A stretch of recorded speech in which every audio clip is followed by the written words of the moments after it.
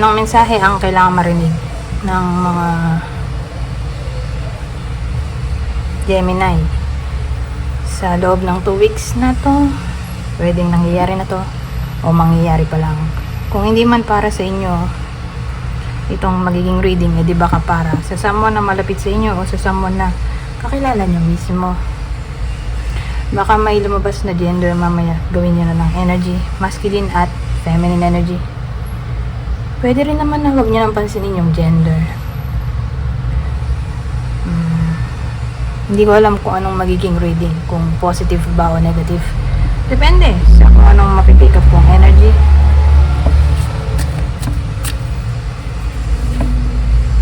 Ay, yung nagbabasa ng reverse. Depende na lang kung may coding.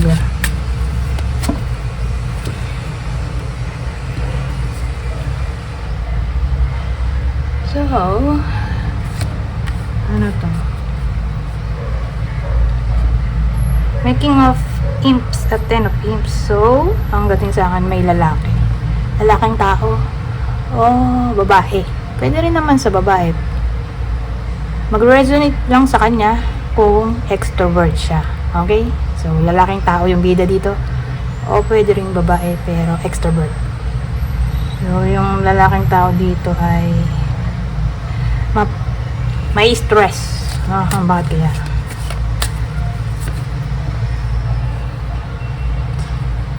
Due to unexpected events na maaaring mangyari sa 2 linggo na to. Ano kaya yung unexpected events? Masisira ang kanyang routine. So pag sinabi mong masisira ang routine niya, kumbaga magiging unpredictable ang schedule niya. Sa 2 weeks na to, hindi niya masasabi kung anong gagawin niya bukas o mamaya. Paiba-iba yung gagawin niya. Kasi pag ganun, mahirap kasi yung wala kang routine. Wala kang direction kasi. Diba? So kung may trabaho yung iba sa inyo, edi sabihin natin magiging busy sa mga kung ano-anong tasks na pwedeng ibigay sa kanya ng kanyang boss. O magiging unpredictable yung boss niya in a way na ang dami niyang utos. May stress kayo kasi hindi nyo alam kung anong unahin nyo. So pwede yan tumama sa inyo o sa kakilala nyo na malapit sa inyo, anak nyo, kaibigan na malapit, best friend. So kung di man tumama sa inyo to, di baka doon sa kanila. Ito, actually, marami kasing meaning yung Knight of Pentacles. Kasi, pwede rin siyang may kinalaman sa loyalty.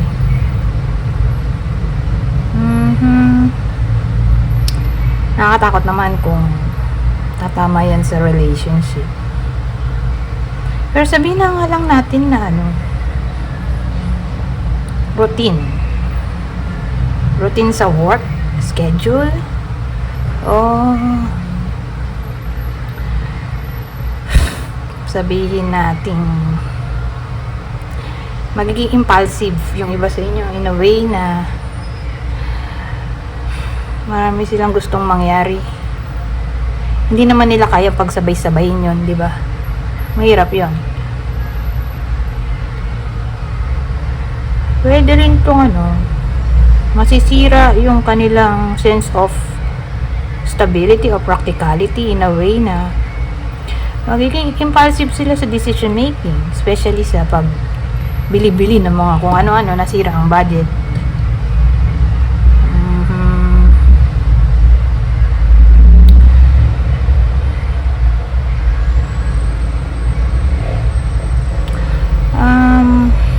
Ano pa bang pwedeng makakombine? Yun na lang. Hindi ko siya ilulugar sa loyalty na may kinalaman sa relationship. Siguro loyalty sa boss o sa company. Doon lang siya. Okay, hindi siya pwede sa relationship. Anyways, punta tayo tayo dito sa susunod. Ito.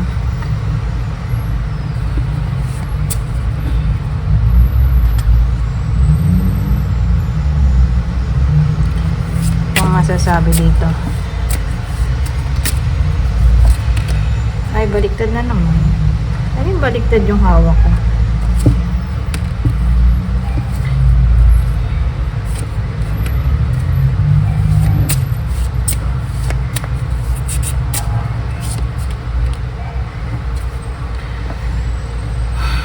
So, sa case na to,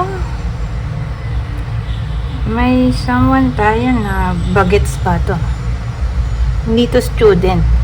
Eh di, mga 40 pababa ang edad. 39 na lang. 39 and below. Pwede rin namang 40, kaya malilito ako. Paano yung susunod na card? 40 din. 40 and above. 39 na lang. 39 and below. Kasi may edad na yung 40 eh, di ba? Mga 39 na lang. And below, lalaki na naman. Lagi na lang lalaki eh. O pwede rin naman nga sa babae. Pwede. Pwede rin sa kanila. Pero, dapat extrovert. Kasi kung introvert, hindi. Ngayon, sa case na to, may lalaki na magiging somewhat family-oriented. O baka mas gusto na lang niya sa bahay. May bahay dito eh. Parang gusto na lang niyang magstay sa bahay kaysa gumala.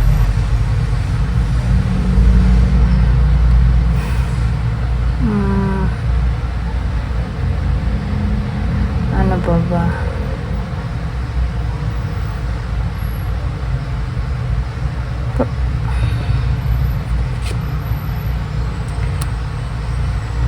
So sabi ko nga kanina dito sa part na to, dun sa may tarot, 'di ba? Mashi-shake ang kanyang sense of stability, practicality.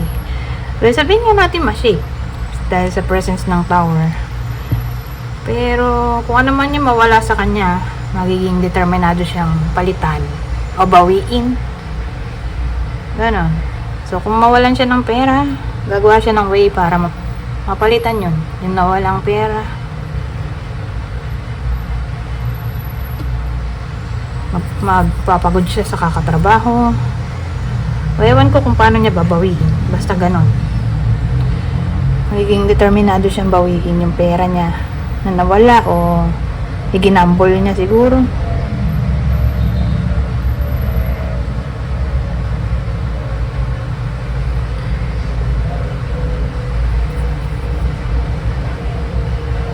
Sabihin natin resignation.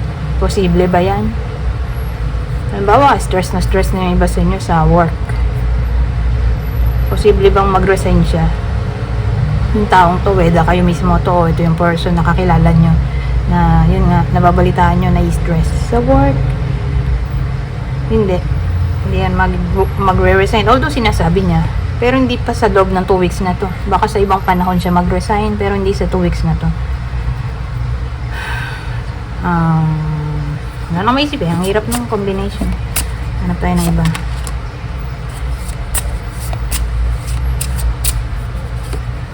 Matindi tong short illness, kahit anong gawin ko laging lumalabas. Mapa Aries, Taurus, eto na naman Gemini. Ewan ko sa Cancer kasi 4 yung gagawin ko ngayon. So nasa Gemini na ako. Yan, 3 yan. Laging lumalabas tong short illness. Kasi yung short illness, kung di yan temporary sickness, ay temporary problem. Pero ang maganda, nandito yung Big Wota. So, ang Big Wota, para sa akin, ay card ng hopes and wishes na kung sakali nga magkaroon ng problema sa presence nito, maayos din. Since temporary lang naman to. Diba? Sabi ko nga kanina, panandali ang problema lang. So sabihin naman natin yun nga, magka-problema yung iba sa inyo. Ang gagawin nila, magiging determinado silang ayusin. Tulad din dito. Parang isa nga lang eh. O pwede rin sa sobrang siguro tindi ng problema. Pero hindi naman necessarily pang matagalan to. Pero wag may stress yung iba sa inyo. Na kumbaga, dahil sa sobrang stress, magiging malapit sila sa topic ng spirituality.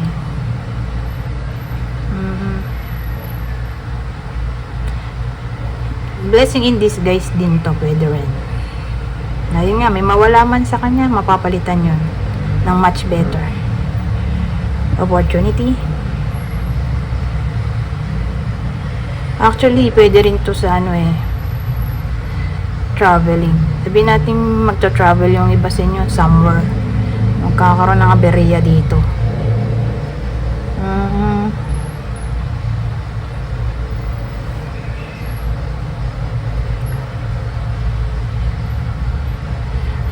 Ano pa ba?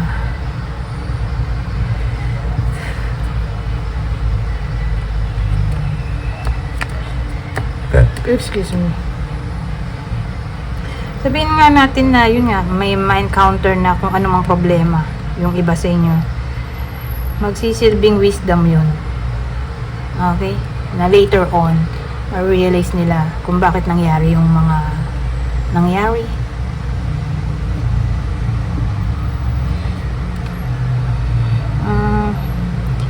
Ano pa ba? So, punta na tayo dito sa huling deck. Ano pang masasabi nito? Kukuha lang ako dito ng 6 na cards. Spread your wings. Confidence that leads to freedom and growth. So, pag ganyan, ibig sabihin, gawin nyo lang kung anong gusto nyo. Be confident daw eh. Have freedom.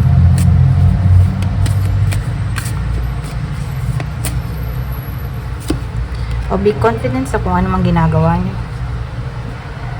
Success. Wow, it's your time to shine. Success from what you pour your heart into. Ito na nga yung sinasabi ko. Be confident sa kung ano mang ginagawa nyo. Who knows? Baka dahil sa confidence nyo o determination sa kung ano mang sa tingin nyo ay tama o passionate kayong gawin, maglilid nga sa success. Pero ito, success in general na lang. Sasaan natin to. Okay, good news to. Ano pa ba? Tingnan pa natin. Oh, soulmate oh. Yun na ba yun? Success? Makita ang soulmate. Pero usually, sa napansin ko, yung soulmate, kino-correlate sa mga new love interest o someone new. So, ibig sabihin, hindi siya ex. Kung baga, may chance na ma-meet ng iba sa inyo yung new love interest nila sa 2 weeks na to. Pero again, hindi siya yung ex. Someone new. Okay? O pwedeng maging sila na noong nanliligaw sa kanya na hindi niya pa naging boyfriend o girlfriend. Ganyan. So, sa madaling salita, may in love. May chance na ma-in love yung iba sa inyo sa 2 weeks na to. Pero sa taong hindi pa nga nagiging boyfriend o girlfriend, hindi siya ex. Kasi yung ex, sa napansin ko, doon siya kino-correlate sa twin flame. Soulmate kasi to. So, someone new. Okay? Saan natin ng someone new na maaaring dumating sa buhay ng iba sa inyo sa 2 weeks na to. O baka maging sila na nung crush niya o nandiligaw sa kanya. Love is in the air. Self-awareness. Tapping into your higher self, questioning routines and patterns. So, sa week na to, in-encourage ang self-awareness. Maging aware daw sa mga nasa paligid. Parang ano to, consciousness. I mean, hindi pala conscious. O pwede rin, consciousness o cautious. Ini-encourage maging cautious. Mag-pay attention sa paligid. O sa something na paulit-ulit na nangyayari. Ito naman, be open to change. Be receptive to new experiences. Change leads to growth. Pwede be open daw sa pagbabago. Maging bukas palad sa pagbabago. Tinagalog ko yun. Wala akong maisip eh. Kasi maglilid daw yon sa growth. Ito na ba yung huli? Leap of faith. Taking risk. Stepping into the beauty of the unknown. So, in-encourage to. Pag-take risk. Sabagay, ito rin naman eh. Di ba pag change, pwede rin kinalaman sa pag-take risk. Ibig sabihin, pag